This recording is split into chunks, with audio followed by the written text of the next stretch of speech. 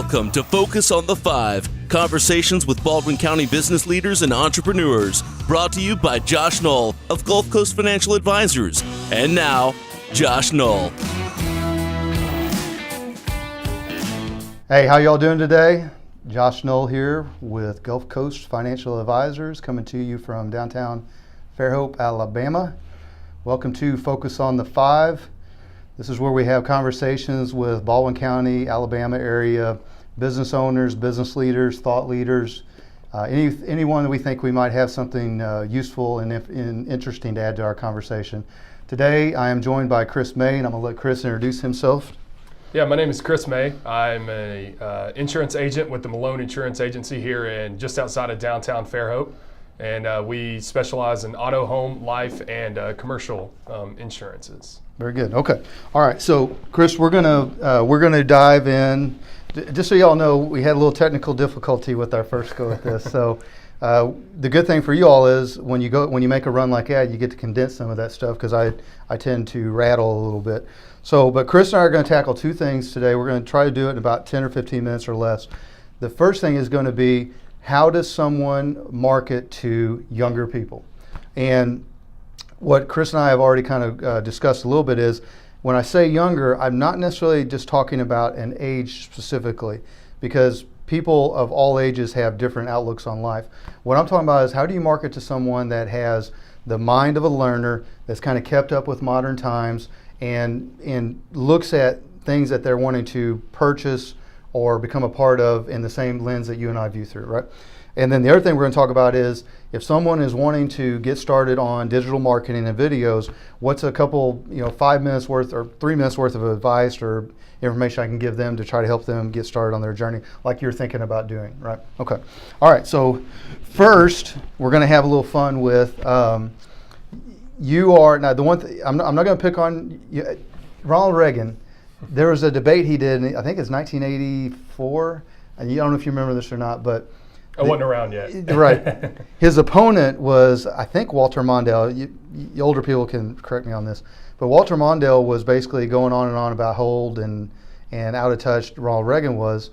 And Ronald Reagan turned to speak, and he said, I promise not to use, as long as my opponent doesn't use my age against me, I won't use his youth and inexperience against him. And the election was over at that point. If you were around in that lifetime, we were all watching that. You literally cheered during a presidential debate, which seems weird now. But the point of that being is, we've come a long way from that time period. My generation older than me, tends to compartmentalize people a little bit. So I want to make sure we set the proper groundwork for what we're going to talk about. We're not talking about necessarily millennials, Gen Xers, baby boomers, things like that. We're talking about what works in marketing and what doesn't now, or what at least is on its way out. I'm old enough to remember when people would market via faxes. So, Chris, as a young guy, if you get a fax with some service to sell you, what's your initial reaction? Well, to be honest with you, Josh, I'm probably not going to see it. We don't use the fax machine too terribly often. Right. Mainly just sending faxes to mortgage companies when we help with a home closing or so on and so forth. Before working in insurance, I think I'd used a fax machine one time in my life. That's awesome. All right, so there's still segments of our industry that are very much on the cold calling, the smile and dial, the walk and talks, the postcards, things like that. So in a broad sense, when someone dive bombs out of the blue, you don't have any clue who they are or what company they're with, and they cold call you. What is, no right or wrong answer, I'm genuinely curious. What's your initial reaction? My initial reaction really is, I'm kind of turned off by it. I don't really like that. I would rather honestly do business, any form of business, with someone that I have a relationship with, that I know previously, rather than just some random person that gives me a call and says, hey, let me tell you about XYZ. Okay. All right. So that person on the other end of that call, a lot of times, is a salesman of some kind. They're trying desperately to just get some activity going. You hit on a key word. You're looking for more of relationship sales. Well, how does that person start forming a relationship with you if they're not in your orbit already? Man, that's a great question. Right? That's the $1 million question. Yeah. Okay. So there's two things I would say on that is, one, if that person does pick up the phone it's not the end of the world. I do get some grief from some people in my industry on, you're telling everybody that not to pick up the phone. I've never said that. What I'm saying is, if you are going to pick up the phone, at least try to provide some layers and some context to it. So if that person picks up the phone and cold calls you and says, listen, I just want to introduce myself real quickly to you. Would you mind to check out my website? And I'll follow up and see if you'd have time for coffee. It's not a bad call, right? Not at all. Right, okay. Or let's say that person tries to connect with you via social media, like you and I did at one part. Then they pick up the phone. That's not that cold of a call either, is it, right? No, not at all. Right, so I think our point, I think you and I are in agreement on, it's not that necessarily that, it's not that calling is dead, it's that cold calling is a dinosaur.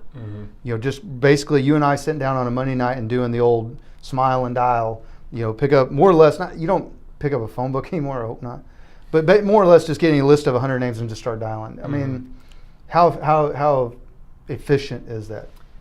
Not very efficient at all. I mean, you think we were talking earlier, you call 100 people off of one of those lists, you're lucky to get maybe 3, right. know, 3 to 5 max. And what quality of those? Yeah, the quality of those is not very high at all. Right.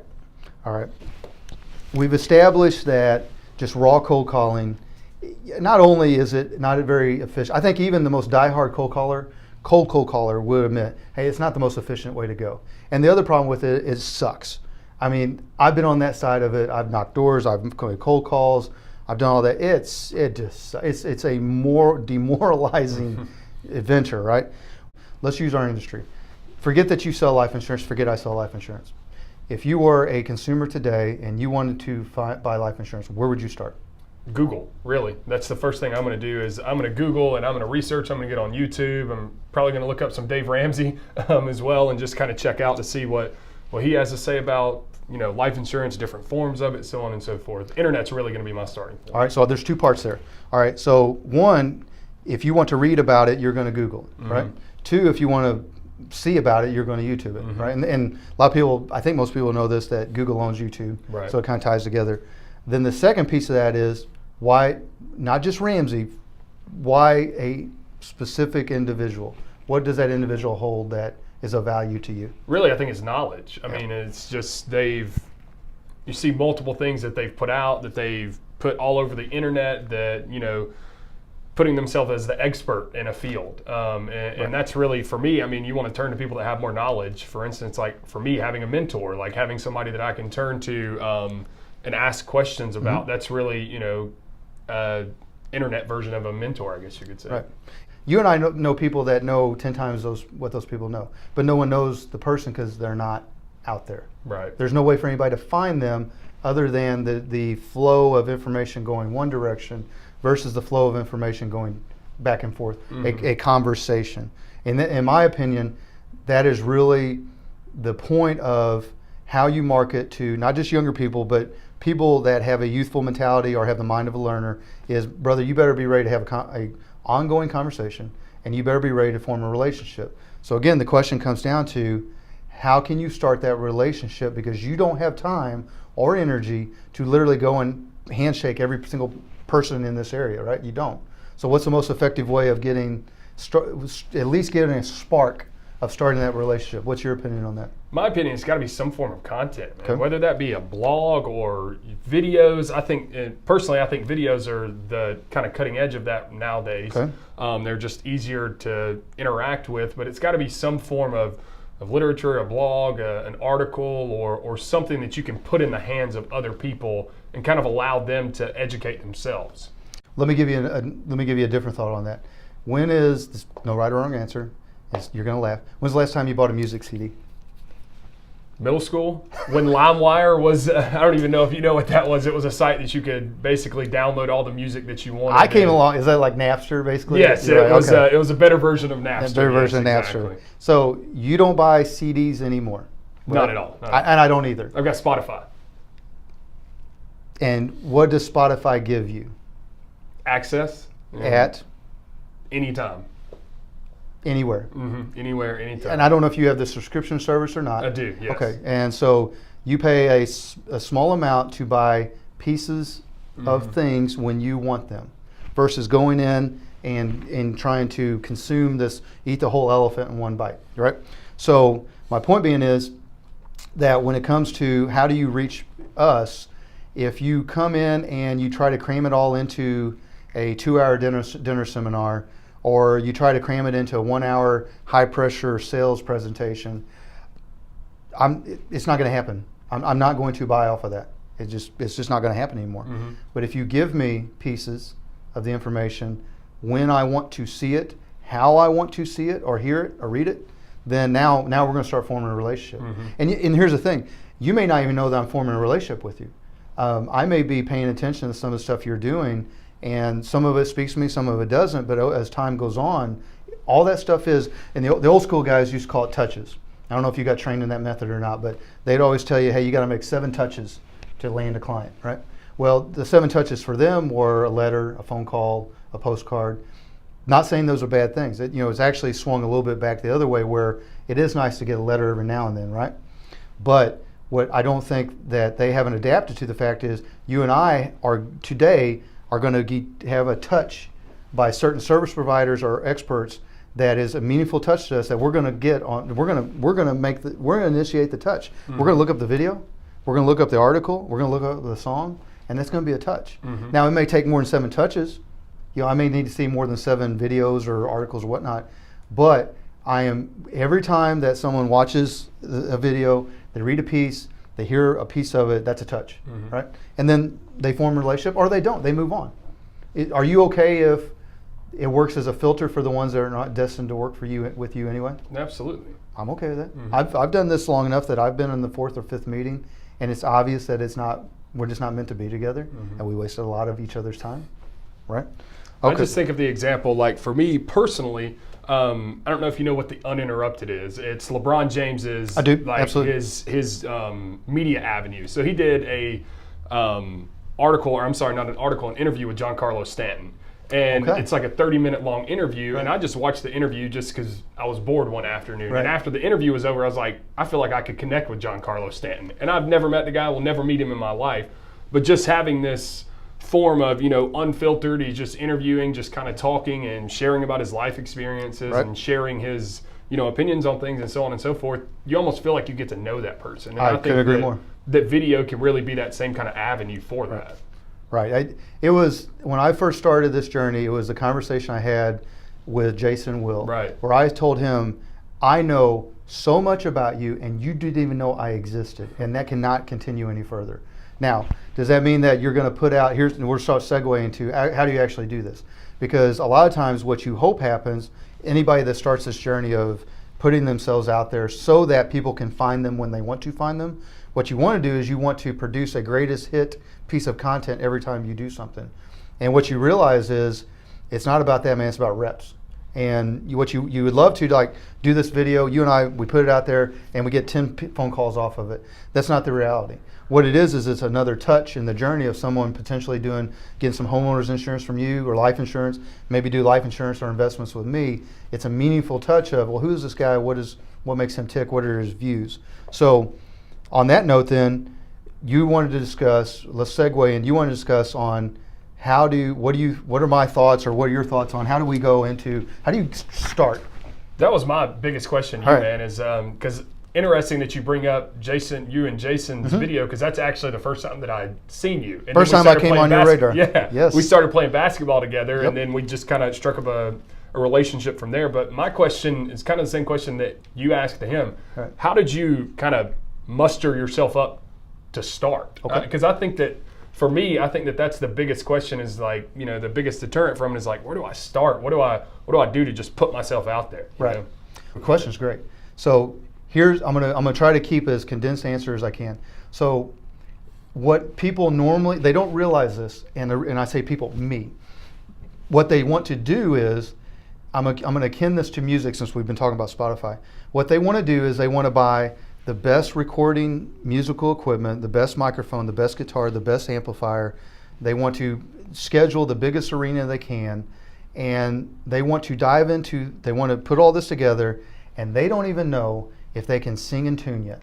They don't even know if they can hit the chords. They have no idea, right? And so what happens is They make this big production of it. They hire these consultants. They come in. They spend all this money, and they get in front of there, and not even necessarily freeze, but when they produce it, they're like, well, that seems really stiff. Well, yeah, you're trying to play to 50,000 people, and you've never even played in a bar yet, man, right? So the point of that is, Jason, to his credit, and some other people I met on this journey, and then just me figuring things out, I approached it a little different. I viewed it as, I am learning how to play music in my garage. And so that means that my amplifier might have a little duct tape on it, and my guitar might be 4 strings instead of 6, whatever it may be, but I'm going to see, can I actually carry a tune? Can I forget writing a hit song that's all perfectly polished and produced, but can I even do anything that's interesting to listen to for 5 or more minutes, right? No. All right, so with that mentality in mind, then I knew that there's no reason for me to spend a fortune on equipment. There's no reason for me to spend a fortune on production equipment. There's no reason for me to bring in high-paid consultants. I need to step in front of a camera and try to say something semi-intelligent, right? And so what I did was, I had help in the beginning, and this is going to be, I wish I could flip the camera around. We are recording this on an iPhone. That melts a lot of people's brains. With a wired microphone, with lighting, that was all bought through Amazon. Now, as I've moved along with this stuff, we have improved the equipment some, and we're about to do phase 2 that I mentioned a couple days ago, where we're going to take it to the next level. But what most people don't realize is their iPhone, as long as they got an iPhone 6 or better, it can film in 1080, and most of them film in 4X. The point of that being is, people focus too much on saying the perfect thing and recording it in the perfect way, when what they need to do or focus on is just get the dadgum thing on some video, get the initial stuff out of the way, because when you're a musician and you start playing the guitar the first time, I don't know if you play music or not. Did not. But my wife does. Unless you're just a genius, you don't know how to play right off the bat. You got to get some reps in. It's the exact same thing with this thing. So how did I do it? When you first step in front of the camera, I'm not going to lie to you, anybody that's thinking about doing this thing, you literally feel like you're walking in front of an art class in a robe, and you say, here I am, world. Here it is. And it's really unnerving at first. But then you start realizing, you just start talking, and the camera disappears. And as long as you have something relevant to say, and you care about who you're trying to serve, the message will come out. Okay. The guys that just go on there and try to make a really cool looking video and say something, it goes nowhere. All right, so that's my first piece. What else you got? No, that's great, man, because that actually leads into my next question. Right. Because really, for me, as moving into that realm of things, I never want to be like that guy. You don't want to be the guy walking down the street doing the selfie. Exactly, man. No offense to you, selfie guy, but I've never taken a selfie, and I never will. And that was a hard thing for me to get over. We had taken a trip to Disney World with my mom and dad a couple years ago, and literally I felt like every other person was just sitting there with their phone on them, taking selfies and videos. And I walked around like, oh my gosh, I don't ever want to be that guy. So when I decided to do this, I decided to have a very consistent theme that made me comfortable of, I know that's not some super high dollar stand that this camera's on, but at least makes me feel like I'm adding some element of professionalism, and I'm not just, hey, I'm walking down the street today, look how cool I am, right? Yeah. I had no interest in being that guy, primarily because I'm not that cool. I mean, I'm not that interesting. There are people that can do those things, and they're really cool and interesting. I'm not that guy. I knew that I had to have a journey of, I need to bring people on that knew things I didn't, and we could bounce these things off each other. Sorry, that's another good point.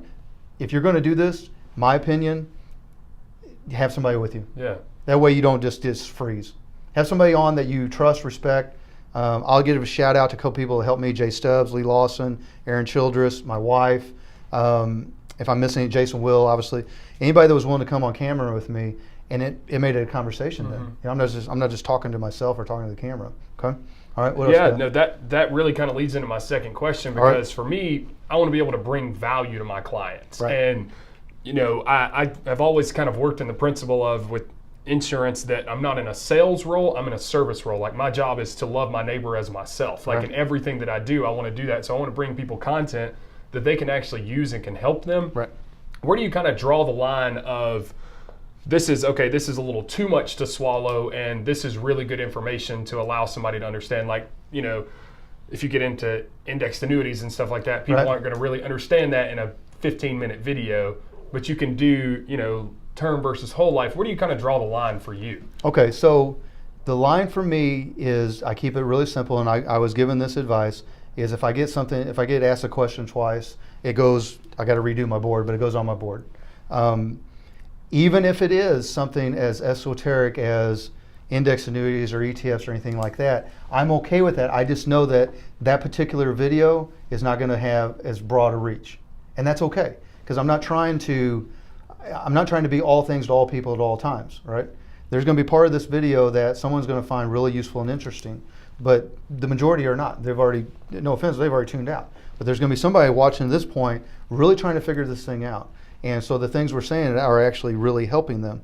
So the point of that is, I don't necessarily draw a line of the topics I have. In fact, I actually do the opposite, because there's so many things out there that are interesting to certain segments, right? What I do draw a line is, I don't do anything snarky. I don't do anything juvenile. I don't do anything salesy. I really hope at this point that anybody has taken this journey with me, they've never had me come on here, and I'm not wired that way anyway, but I don't want to come on here and do this carnival barking thing. Mm-hmm. The thing that, to be honest with you, kind of gives guys in our industry a bad name, because they've dealt with a guy that is like, hey, guaranteed 8%, and I'll get you this, and I'm better than that guy, and I call them the golden ticket salesman. They're the only one that has the true path to your financial or insurance salvation. We try to be the opposite of that. So being the opposite of it means that we're going to, just like my opening video said, I'm going to be cracking open these boxes of these different things. And the amazing thing is, Chris, I have gotten to learn while I'm educating. Because, it takes, you don't know every single thing about insurance, right? And neither do I. But I get to dive into those things, and I get to learn more on it. So I would say, if it's interesting to you, and you've been asked about it, and you can convey it in a thoughtful manner without it coming off salesy, let her rip. You're going to find somebody who's going to find it interesting. All right. Okay. All right. What else you got? That's a great point. No, I guess really kind of the third question that I have, man, is how do you handle positive and negative feedback in that? Because you're obviously going to get both. Great. You're obviously always going to get both. People are going to rip you apart for it, and people are going to say, "Oh man, that's great." How do you kind of handle that? That is one of the best questions I've been asked. All right, so you think of it this way: when you decide to do content marketing, or not even just content marketing, when you decide to write something, I feel like through this journey, I will never have any musical talent, but I feel like I understand the mind of a musician now better. And when you create something, you release it, it's a really vulnerable feeling. Especially when you're just starting out, you're like, oh gosh, are they all going to laugh at me? I think that's a book or someone. And what I found was, when you decide to put yourself out there in content marketing, think of it as you're dropping a rock into a lake, the ripple effect, right?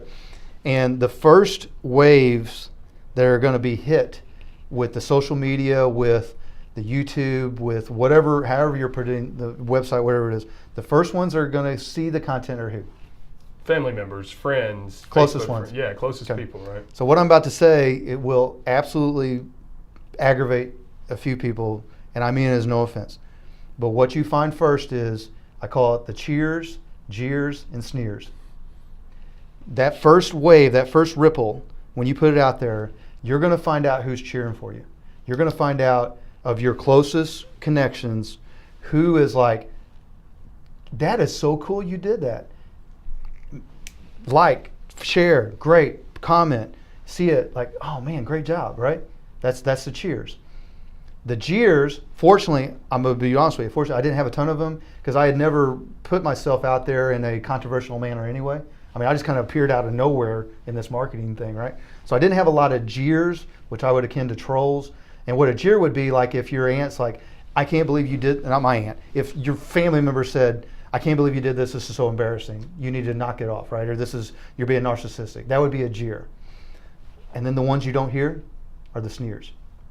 They're the ones that you were hoping, when you first put the content out there, you hoped everybody cheered. You understood a couple of them were going to jeer, they didn't understand. But what you don't expect are the sneers. And those are the ones that you don't hear from, but they fall off the face of the earth when it comes to helping you promote your stuff. That is the most disappointing. I'm not picking on anyone in particular, but that is the most disappointing. And that's something, if you're going to get into this, you need to understand that's going to happen. Part of it is because maybe genuinely the things that you're putting out there they don't necessarily agree with, and that's fair, right? But I think a bigger part of it is you're making them uncomfortable. Mm-hmm. You're making them really uncomfortable that you're willing to come on and say something, and maybe they're not, or I'm not even saying it's a jealousy thing, it's just hey, know your place. And those are the sneers, and that's the most disappointing. All right, so then you hit your wave hits the second ripple, and those are the ones that kind of knew a little bit about you. What you do with those guys is men and women, is you reinforce what they already thought about you. If they thought that you were semi-interesting and maybe had something you want to learn more of, it just accelerates that. If they thought that there's really, he's not my guy, it just reinforces that, and that's okay, right? Then once you get past that wave, you hit the next wave, the next ripple. Now you're getting on the radar of the people that had no idea you existed, right? Mm-hmm. And now those are the people that are going to be like, who is this guy? I didn't know he existed. That is where we're at that ripple phase where I've got people making connections and coming to me and my wife Jen. I had no idea they existed. We came into each other's radar just in the last 3 months, and it's really exciting and neat and weird. And it's a two-way street. Mm-hmm. I didn't know they existed. They didn't know I existed. But the only way they knew that I existed is I dropped a big rock, and it went out. Right. Now, what happens after that? You'll have to ask guys more experienced than me. But the next wave, I would assume, is you start getting some general public recognition. We got a lot of work to do before we get that. But that's where we're trying to go, because we want to be viewed not just as an expert, but we want to be viewed as an expert that is trying to do things the right way and protect people when it comes to their money. And that is a little salesy, but it's 100% true. Mm-hmm. Okay? All right? Actually, in you saying that, I had one more question. Hit me, man. This is good stuff. I know this, and I believe that you know this, but just to anybody that's watching this, how do you have the courage to interview someone or have someone on the show with you that's in the same industry as you?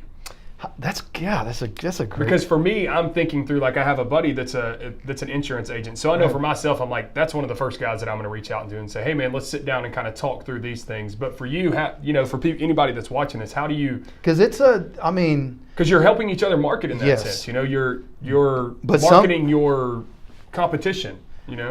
Chris, I think that plays into even I know I keep giving you long-winded answers. I'm sorry. But that plays into an even bigger discussion of a generational change of how people view things. Mm-hmm. My generation and the one older, I hate to put people in boxes, but a lot of times you deal with things where that is mine, there is a set pie, and that is my piece of the pie, and you cannot have any of it, right? My generation and younger views it as this is a sharing enterprise. You and I, in our lifetime, will see the end of individual car ownership. That is a brain melt to me, because that was a big part of my identity. I can't, 5 years, 10 years, 20 years, 30 years, I have no idea. All I know that is we are moving towards a sharing society. So let's boil that down to, when you decide to open up in that manner, then what you're doing is you can have pride, but if you have ego, and if you are a wall builder, and if you are a piece of pie taker, it will never work if you try to bring somebody on that knows as much or more than you do. Mm-hmm. You will never give enough of yourself to where they can give something in return where you get anything out of it. It'll just be two guys talking to each other. It'll be two hair dryers sticking each other in the face and blowing, right? That's all it'll be. So if you have that true mentality, then you need to find somebody else that has that mentality, and it will really help if they have expertise in something that you don't, and vice versa. I was blessed. People are starting to dive into me. I was blessed with a guy named Jay Stubbs, who knows so much about so many things and was willing to come on and let me dive into that information. Long-term care, we did 401k rollovers. Things I know, I didn't know to his level, but what happened is he willingly gave me that information. We both got elevated, right? It wasn't a win-lose discussion, right? And now I can honestly, I've actually asked other advisors to come on, and they will come on at some point. And we know that, man, we're going to be kind of trading each other's secrets a little bit. It's not going to be a one-upmanship. It's going to be a mutual sharing. And at the end of the thing, hopefully they have elevated and I've elevated. And I would say, don't be afraid of it. Put your ego aside. Have pride. You know more than you think you know. That's a real revelation. If you have the mind of a learner, you know way more than you think you know. And I promise you, you know more than the person that's walking down the street that has another life to live, that doesn't have years of their life to dedicate to this. They've only got minutes. Well, give that person everything you can in those minutes, as high level as you can, so they can get in good information, they can move on with their life. So, does that answer it? That's a great answer. That's what I was hoping you were going to say, because that's honestly my kind of same mentality with that, man. Is like, we've talked about millennials and the age differences, and that's one thing that you really do see with my age group. You think of, to use a sports analogy here, to use LeBron again, you think LeBron kind of started this wave in the NBA of collaborating, of going to another area and bringing other superstars with him, and that's how he was able to produce championships. And I kind of think of business as the same way. I was saying earlier, in my opinion, the best leaders know what they don't know. Right. So having somebody that you can bring alongside with you and collaborate with and work together, I think that there's so much value to that. And I think that, ultimately our goal is what's best for our client. And I think that if we can do that, if we collaborate with other people that are in our industry, it's what's best for the client. And that's really our goal in the whole equation. I couldn't agree more. And when you work in a team environment, what we're trying to do with building our practice is we're building it in a team environment, because not everybody has, in a sports analogy, not everybody's destined to be the leading scorer, leading rebound. I mean, everybody can have a role, but together they can be so much stronger than just everybody trying to individualize it. And also, I came out of the sales world where, if you beat me, that means I lose, right? Well, what if we work together and we both win? It's just a different mentality. And so I would, for anybody that's looking at doing things like this, I would highly recommend, one, you need to spend a lot of time writing it out ahead of time. Who are you? What do you believe? What do you want to express? Because if you try to be something you're not, they will sniff it out quickly, right? I think everybody knows. Anybody knows me well? Have I talked any different here than we talk in person? No. I talk too None much. Of my experience. Blah, blah, blah, blah. I talk too much, but other than that, I'm the same guy. And then write it all out. Who are you? What are you trying to convey? Then quit worrying about making it perfect. Quit worrying about the perfect equipment. Get some Amazon wired mics. Don't worry about it. And then 3, if you're comfortable doing it on your own, great. That means you're the exception to the rule. But if you're not, find somebody that you know and trust and that has some knowledge. Go together, have a conversation. Because Chris, all we did today was you and I having a conversation. We just let the world in on it a little bit, right? So that's great, man. This was fantastic. Yeah, absolutely. Okay. Well, really enjoyed it. I hope y'all enjoyed this. This was, I like the other way where I get asked questions. I appreciate y'all joining us today. This was Focus on the 5. Again, I am Josh Knoll with Gulf Coast Financial Advisors. At the end of this video will be my disclosure and my contact info. I'm going to let Chris give you his contact, and also we'll have that posted with the video as well if you want to reach out to him. Chris, go ahead and wrap your side up too, if you don't mind. Yeah, again, my name's Chris May. I'm with the Malone Insurance Agency here just outside of downtown Fairhope. We specialize in auto, home, life, and commercial insurance needs. If there's anything that we can do to help you or point you in the right direction, please feel free to reach out to us, 251-990-4000. I'm so glad we came in and redid this. It was awesome. You did a great job. Thank you all. Have a great day. Thank you for listening to Focus on the 5. If you are interested in learning more about Josh Knoll and Gulf Coast Financial Advisors, you can find us at gulfcoastfa.com, call 251-327-2124, email josh.knoll@gulfcoastfa.com, or message us on Facebook. Focus on the 5 is produced by Josh Knoll of Gulf Coast Financial Advisors. Advisory services offered through Investment Advisors, a division of Pro Equities Inc., a registered investment advisor. Securities offered through Pro Equities Inc., a registered broker-dealer and member of FINRA and SIPC. Gulf Coast Financial Advisors is independent of Pro Equities Inc. Information presented is for educational purposes only and is not an offer or solicitation for the sale or purchase of any securities. Focus on the 5 offers commentary and generalized research, not personalized investment advice. Show content is for informational purposes only and does not constitute complete description of our investment services or performance. All investments involve risk and unless otherwise stated are not guaranteed. Be sure to consult a tax professional before implementing any investment strategy.